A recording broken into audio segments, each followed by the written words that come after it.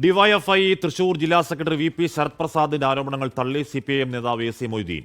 V P Sarath പ്രസാദിന്റെ ശബ്ദ സന്ദേശം അനുചിതമെന്നും സിപിഐഎമ്മിൽ വ്യക്തികൾ ഫണ്ട് പിരിക്കാറില്ലെന്നും എ സി മൊയ്തീൻ പറഞ്ഞു. ഫോൺ സംഭാഷണത്തിൽ ശരത്തിനോട് ഇന്ന് പാർട്ടി നേതൃത്വം നോട്ടീസ് നൽകി വിശദീകരണം തേടും.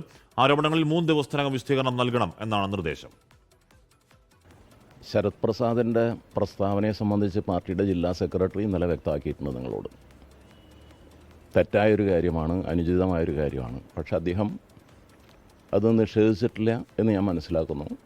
ഇങ്ങനൊരു ശബ്ദരേഖയുടെ രൂപത്തിൽ വരാനിടയാക്കിയ സാഹചര്യങ്ങൾ എന്തൊക്കെയാണെന്ന് അദ്ദേഹത്തിനോട് വിശദീകരണം ചോദിക്കാൻ തീരുമാനിച്ചിട്ടുണ്ട്. ഞങ്ങളുടെ കൂടെയുള്ള ഒരു പാർട്ടി നേതാവിൻ്റെ കയ്യിൽ നിന്ന് വീണ് കിട്ടിയ ഒന്ന് വെച്ച് അത് ആയുധമാക്കി രാഷ്ട്രീയ പ്രചരണത്തിന് ഉപയോഗിക്കുക. തൃശ്ശൂരിലെ കോൺഗ്രസ് വളരെ സുതാര്യമായി സത്യസന്ധമായി പ്രവർത്തിക്കുന്നവരാണല്ലോ. ഒരാളുടെ അഭിമുഖം ഞാൻ കേട്ടു. വെളിപ്പെടുത്തൽ സിപിഐഎമ്മിലെ അഴിമതിയുടെ അറ്റം മാത്രമെന്നും വിഷയത്തിൽ സിപിഎം സംസ്ഥാന സെക്രട്ടറി നിലപാട് വ്യക്തമാക്കണമെന്നും രമേശ് ചെന്നിത്തല ആവശ്യപ്പെട്ടു.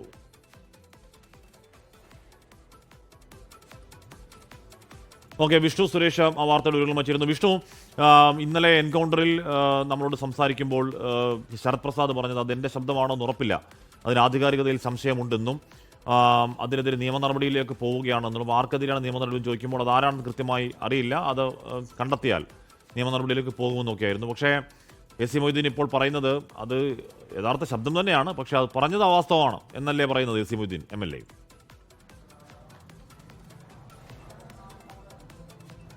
ഹാഷ്മി, ആ ശബ്ദ സന്ദേശവുമായി ബന്ധപ്പെട്ട് ഈ ശരത് പ്രസാദിന് ചില സംശയങ്ങളുണ്ടെങ്കിലും പാർട്ടി നേതൃത്വത്തിന് അങ്ങനെ സംശയമില്ല എന്ന് മനസ്സിലാക്കുന്നു. അതുകൊണ്ട് തന്നെയാണ് ഈ ശബ്ദ സന്ദേശം പുറത്തു വന്നതിന് പിന്നാലെ പാർട്ടി ജില്ലാ സെക്രട്ടറി തന്നെ ഈ വിഷയത്തിൽ അടിയന്തരമായി ഇടപെട്ട സാഹചര്യം ഉണ്ടായത്. 5 വർഷം മുമ്പ് പുറത്തു വന്നൊരു ഓഡിയോ ക്ലിപ്പാണെന്ന് അദ്ദേഹം തന്നെ പറയുകയും ചെയ്തു. അടിയന്തരമായി നിലവിൽ ഈ വിഷയത്തിൽ ശരത് പ്രസാദിനോട് വിശദീകരണം തേടിയിട്ടുണ്ട്. 3 ദിവസത്തിനുള്ളിൽ വിശദീകരണം നൽകണമെന്നാണ് പറഞ്ഞിട്ടുള്ളത്. MK കണ്ണനെയും അതോടൊപ്പം തന്നെ എ സി മൊയ്തീനെയും പോയിന്റ് ചെയ്തുകൊണ്ടായിരുന്നു ആ ശബ്ദ സന്ദേശത്തിലെ കാര്യങ്ങളെല്ലാം പറഞ്ഞത്. തൃശ്ശൂരിലെ CPM-നെ വലിയ രീതിയിൽ പ്രതിരോധത്തിലാക്കുകയും ചെയ്തിട്ടുണ്ട്. അതുകൊണ്ട് തന്നെ അതിന്റെ ഗൗരവത്തിൽ തന്നെ CPM എടുക്കുന്നു. ഇന്ന് എ സി മൊയ്തീൻ ഈ ശബ്ദ സന്ദേശവുമായി പ്രതികരിച്ചത് അത് അനുചിതമായി പോയി, തെറ്റായ കാര്യങ്ങളാണ് ശബ്ദ സന്ദേശത്തിൽ ഉണ്ടായതെന്ന് അദ്ദേഹം സ്ഥിരീകരിക്കുന്നുണ്ട്. പക്ഷേ ഞങ്ങളുടെ പാർട്ടി കൂട്ടത്തിലുള്ള ഒരാളുടെ പക്കൽ നിന്ന് വീണ് കിട്ടിയ ഈ അവസരം മുതലാക്കാൻ പ്രതിപക്ഷം തയ്യാറായി കഴിഞ്ഞാൽ അത് അംഗീകരിക്കാനാവില്ല. കാരണം CPM-ന്റെ കൃത്യമായ കണക്കുകളുണ്ട്, കൃത്യമായ രീതിയിലാണ് ഈ പണപ്പിരിവ് അടക്കം നടക്കുന്നത്.